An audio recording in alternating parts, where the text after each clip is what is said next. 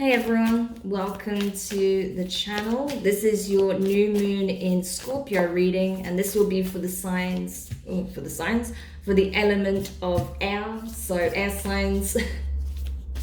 Oh my gosh, it's already that time of day, isn't it? Air signs, Gemini, Libra, and Aquarius. So let's see, what is being revealed during this lunation? What is it that's the key theme, and what's being revealed at this time for air signs? Loving woman in reverse. Okay, status quo. Bottom of the deck, the sacred temple. Okay, so this is about self-discovery. This is about coming back to self, reconnecting with the higher self. Because your divine feminine attribute at this time is being highlighted. So emotionally, I feel like you have been closed off for a period of time, air signs, because you feel like the only way forward is to shut down emotionally and just take the steps, that makes logical sense to you, okay? So you're coming very much from the left brain way of thinking at this time. So you're just focused on the practical, on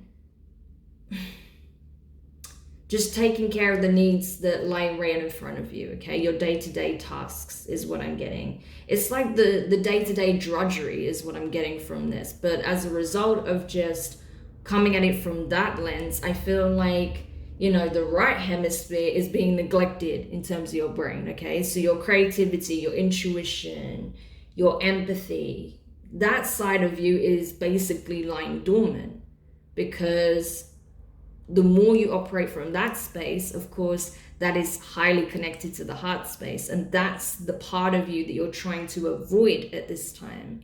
Because on some level, it was triggered either by a situation, a connection, or by some wounding that is being highlighted here. I would say all of the above, to be honest with you, but it's going to be different from person to person. So I feel like you're just trying to, put the blinders on, focus on what lies directly in front of you, and not get caught up in the emotions of things, right? Because once you start coming from that place, then everything that you're trying to avoid comes into view. And it's happening with a reason, okay? It's not without reason that these things are trying to come to the surface. That's because you can't run from them forever, air signs. You have emotions, you have the ability to feel, you have a creative nature to your being. And to avoid that is to literally disregard a whole portion of your being. And that never goes well. That's why I feel like, honestly, your divine feminine is really screaming for attention at this time. Because I feel like you are ignoring your intuition, you're ignoring your desire to open up emotionally, to express yourself from an emotional place, to communicate from a heart-centered place. I feel like insecurity is being triggered at this time.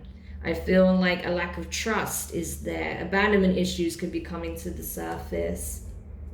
Resentment, jealousy, bitterness, things of that nature could be really just bubbling beneath the surface. So if that's the case, and if you're honest with yourself, you'll know if that is, you need to pay attention to that, because it's being highlighted for a reason.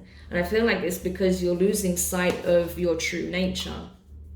You are the sacred temple.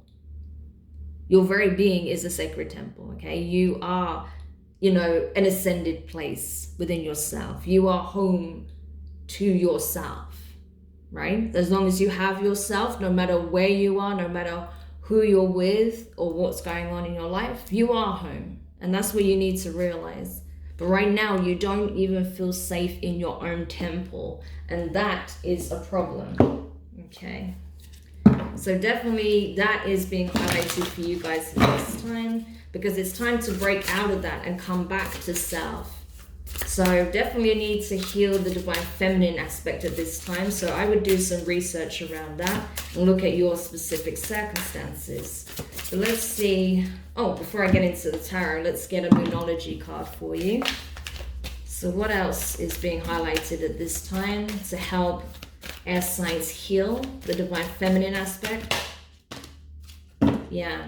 Interesting. You see at the bottom of the deck, super moon. Your emotions are running high. This is it. This is what happens when you try to repress your emotions. All that happens is that it builds up in the background and then it begins to spill out, right, into the surface. And I feel like that's what's being triggered by this Scorpio moon, because there is a need to change this. There's a need to put an end of this coping mechanism, this way of dealing with your emotions, right? Because you're not really dealing with it, you're just trying to turn a blind eye on it, trying to mask it, trying to cover it up, right?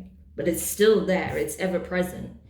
And that's why you're being encouraged to, instead of disregarding your wants, your wishes, your highest hopes, the imagination you have, your ability to create, to manifest, to be in that flow of things, make beautiful changes in your life. You're being asked to embrace that, okay? Have faith in your dreams, waxing crescent moon, right? So the beauty that you would love to see in your life, the beauty that you seek in life as a whole, resides within yourself, hence the sacred temple. But the fact that you're disregarding that to be the truth, disregarding the fact that you have all of this abundance and beauty within you, means you're not seeing it externally. Because if you can't even recognize the beauty within yourself and the abundance that you hold just by being you, how are you going to see that in anything else, right? So that's essentially what's being highlighted here.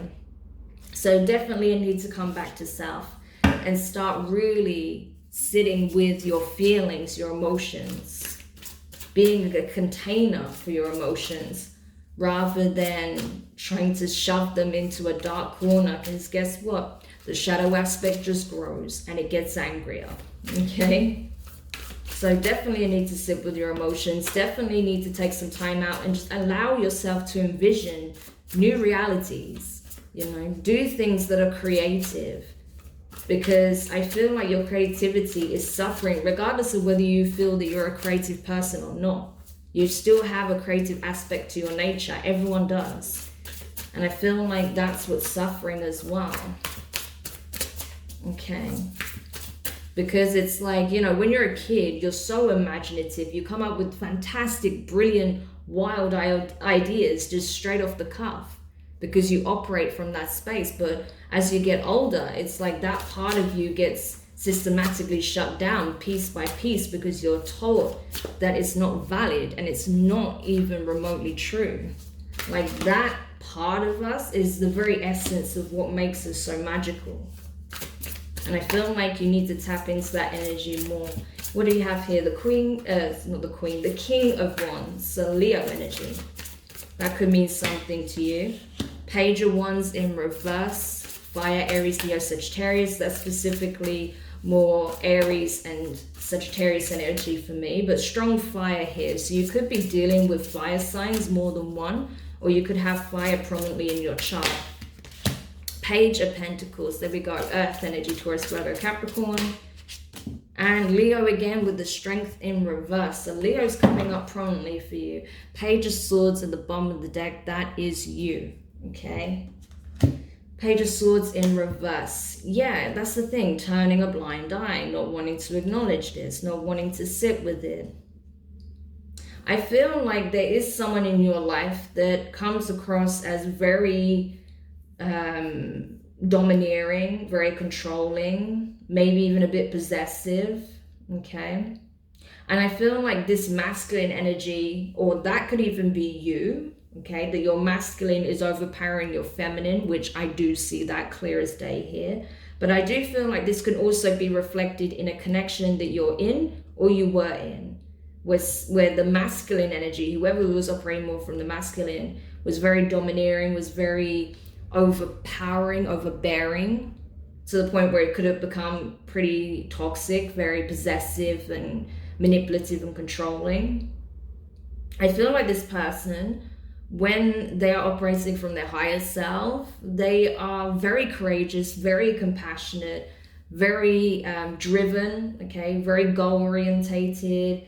They come up with some great ideas. They know how to execute it. They get the job done. And I feel like people are often inspired by this person's work ethic, by their approach. and the fact that they do want to see not only themselves succeed, but they want to lift others up around them, right? Hence them being a leader. But I feel like the problem is when this person was dealing with you, or the point they were at in their life where you two were interconnecting in some shape or form, or if you're still dealing with this person, I feel like they fell into the shadow aspect of that nature, and all it did really was really highlight the wounding that you were both carrying, the aspect of their character where there is that unquenchable need for control in all areas of their life, to their own detriment even, let alone anyone else's. And then for you, it highlighted where perhaps you were not asserting yourself, and you were allowing this person's controlling nature to undermine your what's the word I'm looking for, the strength that you have in your ability to manifest and create and nurture seeds of intention, dreams, goals, aspirations, doing it from that place, from that more feminine maternal energy rather than this forceful masculine energy. That got undermined, and I feel like now that's why things have gone awry. That's why there's no communication at present. That's why there is no stability here. So even if you are dealing with this person, I feel like this is a situation that's coming to an end, because this connection highlighted the weaknesses you both have and what needs addressing for healing, for recalibration, what needs transforming. So I feel like their masculine aspect was out of kilter. Your feminine has been affected as a result. So that's what's being highlighted through possibly another connection. It's just highlighting externally what needs to be looked at internally, because there's still some part of this that you're choosing to avoid on some level. Okay, so I feel like this particular nation is going to be very introspective for you.